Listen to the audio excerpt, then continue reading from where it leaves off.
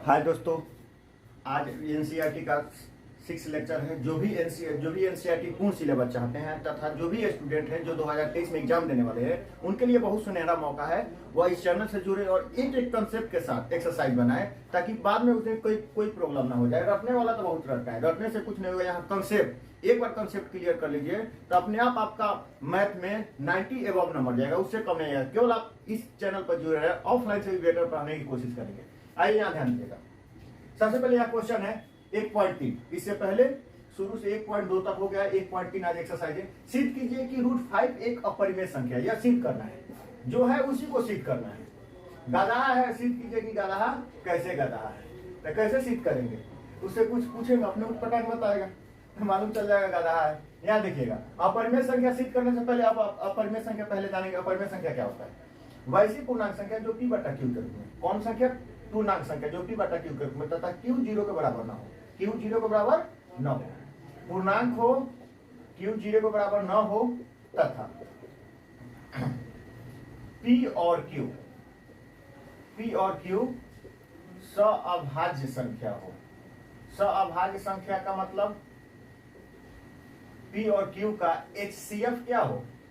1 हो। यानी सअभाज्य किसे कहते हैं? वैसी संख्या जिसके HCF 1 हो उसे सअभाज्य संख्या कहते हैं। तो परिमेय संख्या के बारे में 3 गो फैक्ट है। पहला, परिमेय संख्या पूर्णांक हो, दूसरा q 0 के बराबर ना हो, तीसरा p और q सअभाज्य संख्या हो। अब जाकर परिमेय संख्या का पूरी परिभाषा हुआ। कितना आदमी परिमेय संख्या का पूरी परिभाषा भी नहीं जानता है, बस जानता है वैसी संख्या जो p/q के रूप में हो। तो √3/2 भी p/q के रूप में हो सकता है? नहीं, वैसी पूर्णांक संख्या जो p/q के रूप में। परिमेय संख्या होने के लिए सबसे मेन महत्व रखता है पूर्णांक संख्या। उसके बाद q 0 के बराबर ना हो तथा p और q सअभाज्य संख्या, यानी p और q का HCF क्या हो? 1 हो।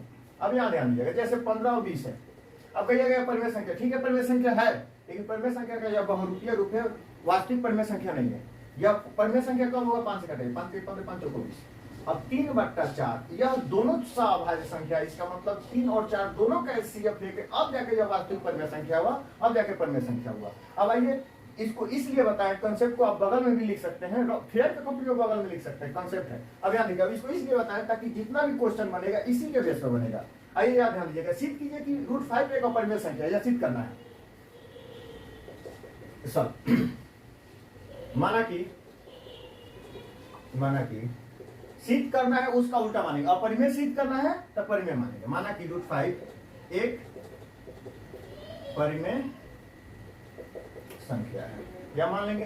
अब परिमेय संख्या तो आप लोग जानते हैं, परिमेय संख्या क्या होता है? √5 बराबर p/q होगा, जहां q डज नॉट इक्वल 0, यानी q 0 के बराबर नहीं होगा। p और q का HCF जो होगा 1 होगा। p q का HCF 1 होगा और p और पूर्णांक संख्या होगा। लेकिन लिखने की जरूरत नहीं, HCF 1 होगा। अब यहाँ देखिएगा, दोनों वर्ग का पहले क्रॉस मल्टीप्लाई कीजिए। इसके नीचे कुछ नहीं, 1 है, p से 1 कम p हो जाएगा। अब 5 से गुना होगा तो 5√q हो जाएगा। दोनों ओर वर्ग करने पर, दोनों ओर वर्ग करेंगे, p एकम p हो जाएगा। सॉरी, इसके नीचे √5 के नीचे कुछ नहीं है तो 1 है, p एकम p, और √5 से q में गुना करेंगे तो क्या हो जाएगा? 5√q। अब यह दोनों ओर वर्ग करेंगे तो यह p² हो जाएगा। यह वर्ग कर रहे हैं तो ये 5 पर वर्ग करेंगे तो वर्ग से क्या हो जाएगा? स्क्वायर कट जाएगा, या 5 हो जाएगा, q² हो जाएगा। अब कहिएगा सर वर्ग तो दोनों पर होगा, तो इसका मतलब दोनों पर का मतलब 5 पर भी होगा और q पर भी होगा, दोनों इंटू में। अब यहाँ देखिएगा, इसी को समीकरण 1 मान लीजिए, ठीक है। अब लिखिएगा चूंकि, अब यहाँ ध्यान दीजिएगा, यह 5 क्या है? q² का गुणांक है। गुणांक किसे कहते हैं? आप लोग 9th क्लास में पढ़े होंगे गुणांक। 2x² 5x + 3। इसमें x² का गुणांक क्या है? यानी x² को किस अंक से गुणा किया जा रहा है? 2 से गुणा किया जाता है, वही गुणांक हो गया। x के बगल में माना हाथी रहे, x² गुणांक क्या है? हाथी है, यानी उसके बगल में कोई चिन्ह न रहे तो गुना होता है, और जो रहे वही उसका गुणांक होता है। यहाँ देखिए, q² का गुणांक क्या है? 5 है, तो यह गुणांक इधर आ गया तो क्या हो जाएगा? भागा में होगा। चूंकि लिखेंगे, चूंकि p² 5 से विभाजित है। 5 से विभाजित कैसे? आप देखिए, गुना इधर आ गया तो भागा होगा। इसलिए जब p² 5 से विभाजित है तो p भी 5 से विभाजित है। अब यहां देखिएगा, अब पुनः, अब पुनः क्या मानेंगे, P बराबर मान लिया, अब क्या मानेंगे Q, सॉरी हाँ P बराबर ही मानेंगे, क्या P बराबर मान लेंगे, या 5 है तक 5 मानेंगे, लेकिन इधर क्या मानेंगे, Q की जगह पर R मानेंगे। फिर यहां देखिएगा, 1 मिनट यहां उतारिए तो नहीं दिखाई दे रहा। अब यहां देखिएगा, या तो हो गया पुनः, अब पुनः मानेंगे पी स्क्वायर, ये हो गया समीकरण, फिर मानेंगे P बराबर, या 5 है, यह अंक नहीं बदलेगा, फिर 5 मानेंगे और Q की जगह पर R मानेंगे, माना कि, माना फिर मानेंगे, माना कि P बराबर 5 है, फिर दोनों और क्या करेंगे, वर्ग करने पर, दोनों और वर्ग करेंगे तो या P स्क्वायर हो जाएगा 5 का स्क्वायर कर लीजिए, इसका मतलब P स्क्वायर 50 25 R स्क्वायर। अब देखिएगा समीकरण 1 में P स्क्वायर का क्या मान है, 5Q स्क्वायर, तो लिखेंगे फ्रॉम 1 से, यानी समीकरण 1 से, इंग्लिश हिंदी दोनों लिख सकते हैं, इंग्लिश लिख दीजिएगा तो इसे ही होगा, तो समझिएगा, थोड़ा बच्चा थोड़ा बहुत अधिक जानकार है, और उससे बाइलिंगुअल बाई,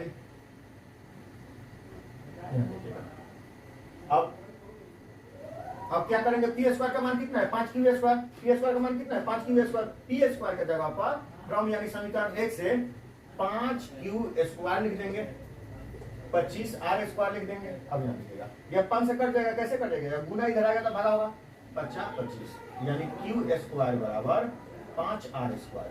जिस तरह आप P वाला लिखे थे उसी तरह सेम, क्योंकि Q स्क्वायर 5 से विभाजित है, 5 से विभाजित क्यों है, क्योंकि 5 R स्क्वायर का गुणांक इधर आएगा, गुना है तो इधर आएगा तो क्या होगा, भागा होगा, इसलिए Q भी 5 से विभाजित है, यह लिख लेना है, विभाजित है। अब एक चीज बताइए, यह समीकरण 2 हो गया, आप लिख भी सकते हैं समीकरण 1 और 2 से, समीकरण 1 और 2 से क्या हो गया, समीकरण 1 और 2 से P और Q दोनों 5 से विभाजित है, 5 से विभाजित है, इसलिए क्या हो जाएगा, P और Q का HCF बराबर क्या हो जाएगा 5। अब एक चीज ध्यान दीजिएगा, P और Q एक पूर्णांक संख्या था, परिमेय संख्या था, और इसका परिमेय संख्या कब करेंगे, जब P और Q का HCF 1 हो, लेकिन यहाँ P और Q का HCF क्या हो जा रहा है 5, यानी जब P और Q का HCF 5 हो रहा है तो लिखेंगे, अतः यह हमारी अवधारणा के विपरीत है या विरोध है, यह हमारी अवधारणा के विरोध है। हमारी अवधारणा के विरोध क्यों है, परिमेय संख्या उसे कहते हैं जिसका HCF 1 हो, P और Q का HCF क्या हो 1, यानी P और Q का HCF क्या जा रहा है 5, तो हमारी अवधारणा के विरोध है, अवधारणा के विरोध है, इसलिए हमारी, 1 मिनट नहीं दिखाई दे रहा है, अब यहां देखिएगा P और Q का HCF 5 है, अतः हमारी अवधारणा के विरोध है। हमारी अवधारणा के विरोध क्यों है, क्योंकि मेन प्रॉब्लम है परिमेय संख्या किसे कहते हैं, वैसी संख्या जिसमें P और Q सहभाज्य होता था, सहभाज्य का मतलब P और Q का HCF क्या हो 1 हो, लेकिन यहाँ P और Q का HCF क्या है 5, HCF 5 है, इसका मतलब हमारा अवधारणा के क्या है विरोध है, हमारी मान्यता, इसलिए हमारी मान्यता क्या हो जाएगा गलत, अतः 5 रूट एक अपरिमेय संख्या है। अब 5 रूट दिया, इसी की जगह पर 7 रूट दे, 6 रूट दे, कुछ भी दे, सेम उसी तरह बनेगा। अब 5 रूट के जगह पर कोई भी अपरिमेय संख्या दे, 6 रूट दे, 7 रूट दे, 8 रूट दे, 10 रूट दे, 11, माने कोई भी अपरिमेय संख्या दे, आपको सिर्फ इसी नियम से जो 5 रूट सीख किए हैं उसी नियम से आप बना सकते हैं, बशर्ते इसको अच्छा से समझ लीजिएगा, अच्छा से एक बार दो बार समझ कर अपने से बनाइएगा। जब तक अपने से बनाइए नहीं बनाइएगा आपका कंसेप्ट क्लियर नहीं होगा। कोई समझेगा खाली वीडियो देख लिए हो गया या आधा अधूरा वीडियो देखिए, शुरू से अच्छा से बारीक से वीडियो देखिएगा तभी समझ में आएगा। छोटा छोटा रील्स जो कोई मतलब का नहीं रहता उसमें एक एक घंटा समय बर्बाद करते हैं। ये आपका लाइव का सवाल है, मात्र 8 से 10 मिनट दे दीजिएगा तो 5 नंबर आपका पक्का है, या जब भी पूछेगा तो 5 नंबर का पूछेगा। इसको उतारिए आप लोग। अब यहाँ में ध्यान दीजिए, सीख कीजिए कि 3 + 2 रूट 5 एक अपरिमेय संख्या है या इजी होता है या 2 नंबर में पूछता है। रूट 5 वाला या रूट 3 पूछे तो वो 5 नंबर का पूछता है। सॉल्व करेंगे, इसमें डायरेक्ट मान लेंगे, माना कि 3 + 2 रूट 5 एक परिमेय संख्या है, डायरेक्ट मान लेंगे। तो 3 रूट 2 5 बराबर P बटा Q, जहां आप लोग जानते हैं Q डज नॉट इक्वल 0 और P और Q सौभाग्य संख्या होगा। इसका मतलब सौभाग्य संख्या किसे कहते हैं, का HCF बराबर क्या होगा, 1 होगा। अब यहां ध्यान दीजिएगा, यह प्लस उधर जाएगा तो क्या हो जाएगा, P बटा Q प्लस इधर आएगा तो माइनस हो जाएगा, रूट 5। फिर यह क्या हो जाएगा 5, यह गुना इधर आएगा तो क्या हो जाएगा भाग, यानी P बटा Q -3 पूरा के बाई 2। अब यहां समझिएगा, रूट 5 क्या है, अपरिमेय संख्या है और यह क्या है, परिमेय संख्या है। क्यों, क्योंकि P बटा Q भी परिमेय संख्या है, 3 भी परिमेय संख्या है, 2 भी परिमेय संख्या है। यह क्या है, अपरिमेय संख्या है। चूंकि रूट 5 एक अपरिमेय संख्या है और P/Q -3/2 एक परिमेय संख्या है कि नहीं। इसका मतलब इसलिए रूट 5 यानी अपरिमेय संख्या नहीं बराबर हो सकता है P बटा Q -3/2 के। बराबर हो सकता है, बराबर मतलब नहीं बराबर हो सकता है। अब यहां तक आप लोग सिद्ध कर लिए, कि रूट 5 एक अपरिमेय संख्या है और परिमेय संख्या के बराबर नहीं हो सकते। यहाँ के बाद आप लोग जानते हैं अपरिमेय संख्या में परिमेय संख्या जोड़े घटाएं हर स्थिति में क्या आता है, अपरिमेय संख्या ही आता है। डायरेक्ट लिखेंगे, अतः हमारी मान्यता गलत है। अतः हमारी मान्यता क्या है, गलत है, क्योंकि माने अपरिमेय संख्या 5 को सिद्ध कर दिए, यानी अपरिमेय संख्या में परिमेय संख्या से जोड़े गुना करें घटाएं कि 4 संक्रियाएं होती है ना, अपरिमेय संख्या में चारों में से कोई संक्रिया करें हर स्थिति में क्या होगा, अपरिमेय संख्या ही प्राप्त होगा। इसलिए हमारी मान्यता क्या है, गलत है। उसमें एगो कहा जाता है ना, एगो टोकरी का सेब सड़ जाएगा तो पूरा सड़ जाए, पूरा धीरे धीरे खराब हो जाएगा। उसी तरह अपरिमेय संख्या, एगो अपरिमेय संख्या सिद्ध हो गया, इसका मतलब पूरा क्या है, अपरिमेय संख्या है। अब यहां ध्यान दीजिएगा, अतः हमारी मान्यता क्या है, गलत है। इसलिए 3 + 2 रूट 5 एक अपरिमेय संख्या है। यही सिद्ध करना है। उतारिए आप लोग, यहां देखिएगा, सिद्ध कीजिएगा निम्नलिखित संख्या अपरिमेय है कि नहीं। यह ऐसा क्वेश्चन जब भी है अपरिमेय संख्या के साथ कोई अन्य परिमेय संख्या रहे तो उसको बनाना एकदम इजी होता है। 1 नंबर, एक इसमें बना देंगे, बाकी आप लोग बना लीजिएगा। इसमें एक अपरिमेय संख्या दिख रहा है, अपरिमेय संख्या दिख रहा है, अपरिमेय, इसी को सिद्ध करना है तो बाकी सब अपरिमेय संख्या हो जाएगा। क्योंकि आप लोग जाना है अपरिमेय संख्या के साथ जोड़े घटाए गुना भाग करें, प्रत्येक स्थिति में क्या होता है, अपरिमेय संख्या ही प्राप्त होता है। यहां ध्यान दीजिएगा, माना कि 1/√5 रूट 2 एक परिमेय संख्या है,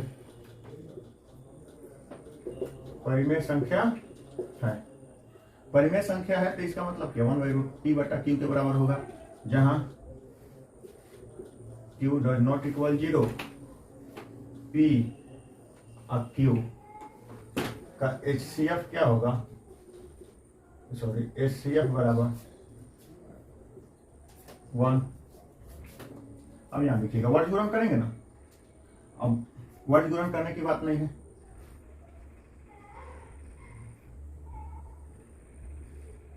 यह हो जाएगा क्यू, यह हो जाएगा √2p, इसको इधर यह हो जाएगा कितना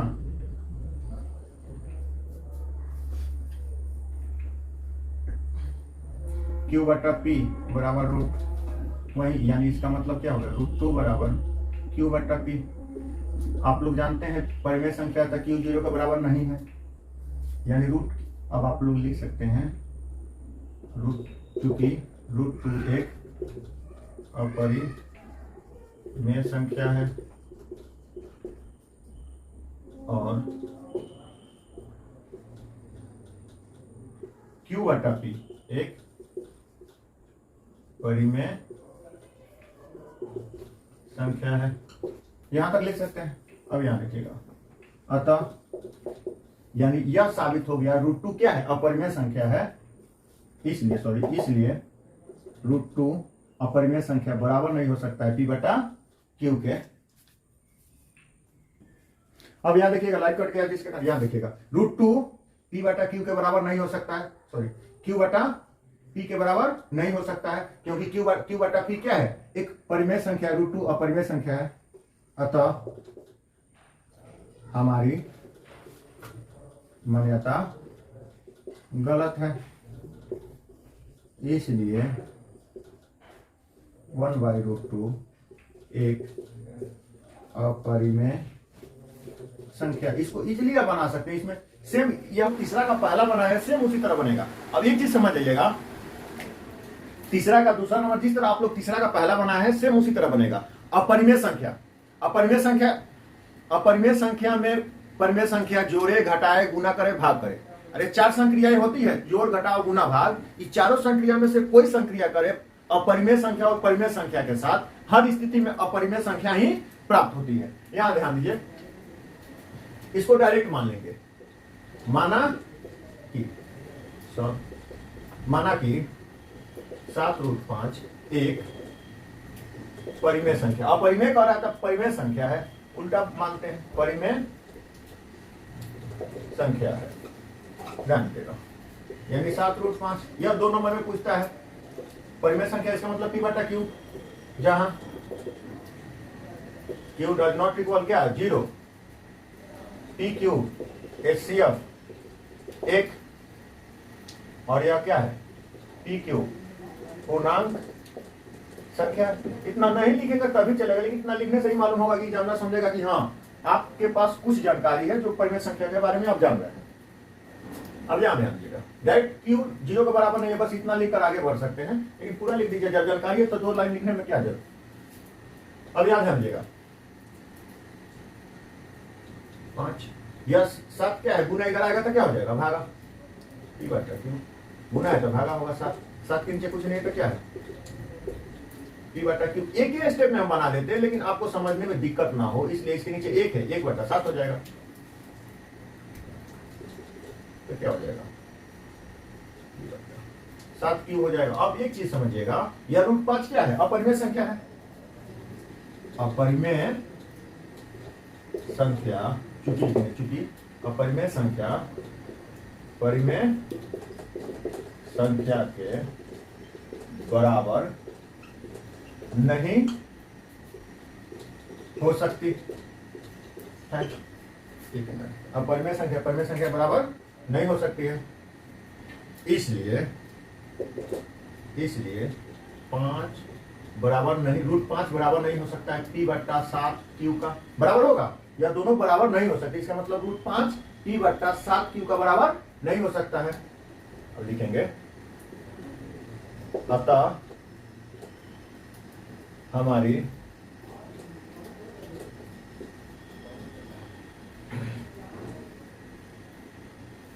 मान्यता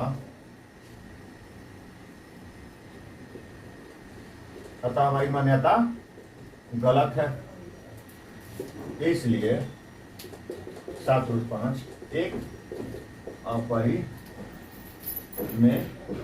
संख्या है। सिंपल। अपरिमेय संख्या कैसे है, क्योंकि √5 एक क्या है, अपरिमेय संख्या साबित हो गया, क्योंकि अपरिमेय संख्या परिमेय संख्या के बराबर नहीं हो सकता है, अतः हमारी मान्यता गलत है, इसलिए 7√5 एक अपरिमेय संख्या। अब 7 कहिएगा क्यों, क्योंकि जब भी अपरिमेय संख्या के साथ, 7 रियल में परिमेय, 7 तो क्या है, परिमेय है, अब √5 अपरिमेय है, जब भी अपरिमेय संख्या के साथ परिमेय संख्या जोड़े, घटाए, गुना करे, भाग करे, हर स्थिति में अपरिमेय संख्या ही प्राप्त होता है। हर स्थिति में क्या, अपरिमेय संख्या ही प्राप्त होता है। अतः हमारी मान्यता गलत है, इसलिए 7√5 एक अपरिमेय संख्या है। बस इसी तरह जब इस टाइप का क्वेश्चन है तो खंड देना बन जाएगा। अगर अकेला √5 रहे, √7 रहे, वैसा क्वेश्चन है तो 5 नंबर में पूछेगा, ऐसा क्वेश्चन है तो 2 नंबर में पूछेगा। आप इसको एक बार 2 बार बनाकर देखकर उसके बाद अपने से बनाइएगा। बार बार बोल रहे हैं अपने से, जब तक अपने से नहीं बनेगा आपका कंसेप्ट नहीं क्लियर होने वाला है। पढ़ते रह जाएगा, अच्छा नंबर सोचते रह जाएगा, कभी नहीं आएगा जब तक आप अपने से नहीं बनाइएगा। एक क्वेश्चन छोड़ दिए हैं, वो अपने से बनाइएगा। और जो भी स्टूडेंट है जो 2023 में एग्जाम देने वाले हैं, उनको जल्दी से जल्दी जोड़िए और लाइक कीजिए, शेयर कीजिए, ताकि हमको मोटिव मिले और हम यूट्यूब चैनल पर बने रहें। और आप लोग अपने से ईमानदारी से जब तक नहीं बनेगा, आपका कोई कल्याण नहीं होगा। धन्यवाद।